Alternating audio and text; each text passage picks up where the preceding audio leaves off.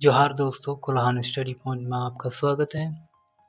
इस वीडियो में आज हम global citizenship education for sustainable development यानी सतत विकास के लिए वैश्विक नागरिकता शिक्षा विषय के कुछ टॉपिक्स को कवर करेंगे।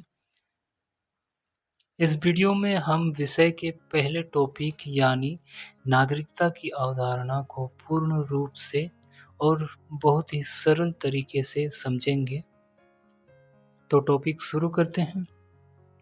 तो टॉपिक है दोस्तों नागरिकता की अवधारणा यानी कॉन्सेप्ट ऑफ सिटीजनशिप। नागरिकता की अवधारणा को जानने से पहले हम नागरिकता के शाब्दिक अर्थ को समझते हैं। नागरिकता जो नागरिक शब्द से बना है।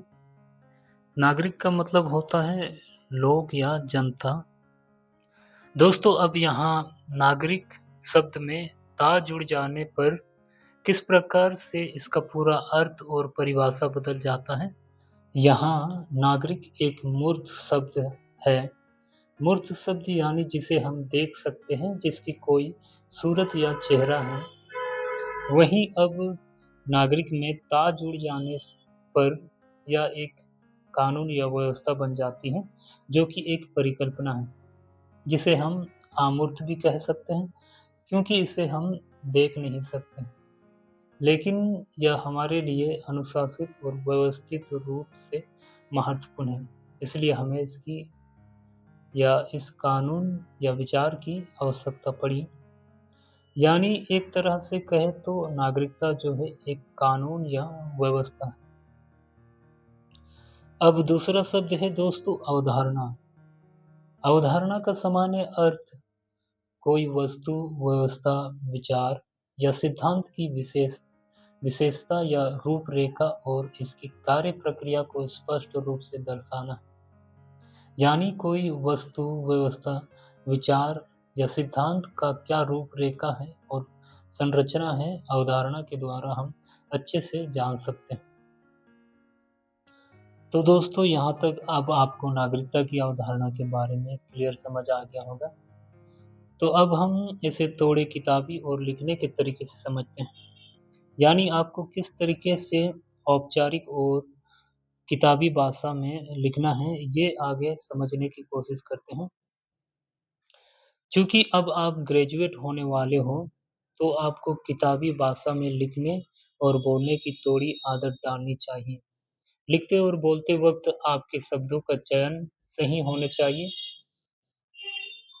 तो यहाँ मैंने नागरिकता की अवधारणा की परिभाषा विस्तार में लिखा है। नागरिकता की अवधारणा यानी कॉन्सेप्ट ऑफ सिटीजनशिप।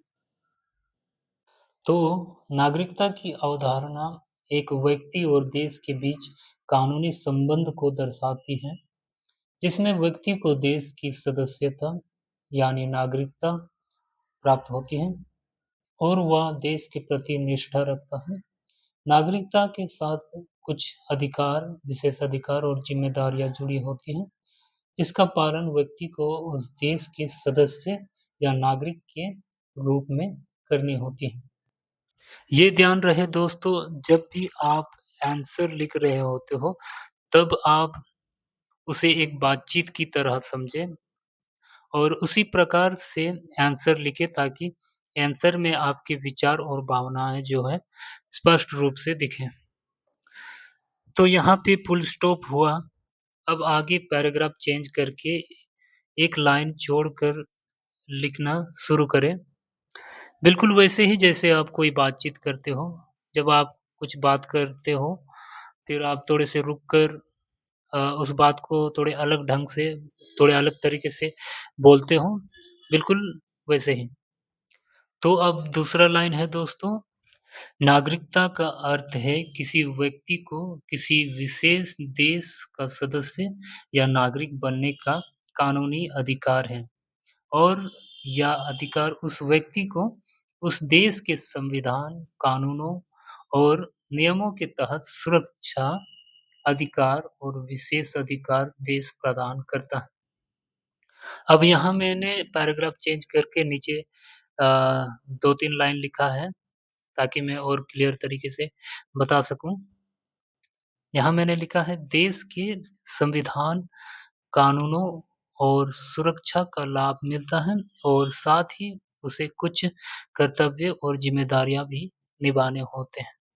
तो दोस्तों जैसे कि मैंने पहले ही कहा है, इसे आप एक बातचीत की तरह समझें और जो भी आपके विचार हैं, टॉपिक से रिलेटेड उसे आप लिखते चले जाएँ। अब आगे मैंने नागरिकता की कुछ विशेषताओं को लिखा है। इससे आपको नागरिकता की अवधारणा बिल्कुल अच्छे से समझ में आ जाएगी। नागरिकता की मुख्य विशेषताएँ निम्नलिखित हैं।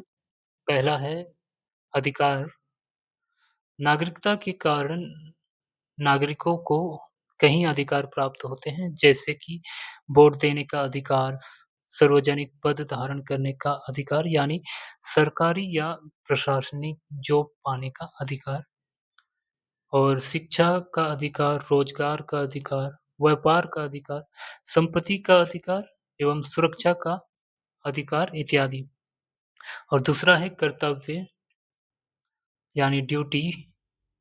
नागरिकों को कुछ अ, कर्तव्य निभाने होते हैं जैसे कि कानून व नियमों का पालन करना, करों का भुगतान करना और देश की रक्षा करना। और तीसरा है दोस्तों उत्तरदायित्व या ज़िम्मेदारियाँ।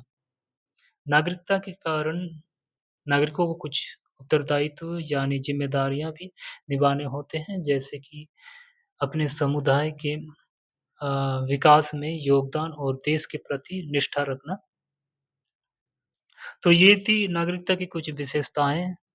अब दोस्तों एक प्रश्न है कि नागरिकता एक अधिकार है या कर्तव्य? तो इसका जवाब होगा नागरिकता दोनों का समावेश है। यानी नागरिकता में हमें कुछ अधिकार प्राप्त होते हैं, तो वहीं हमारे कुछ कर्तव्य भी होते हैं जो हमें करनी चाहिए। ओके?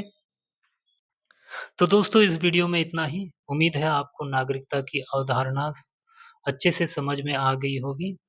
फिर मिलते हैं अगले वीडियो में। जोहार।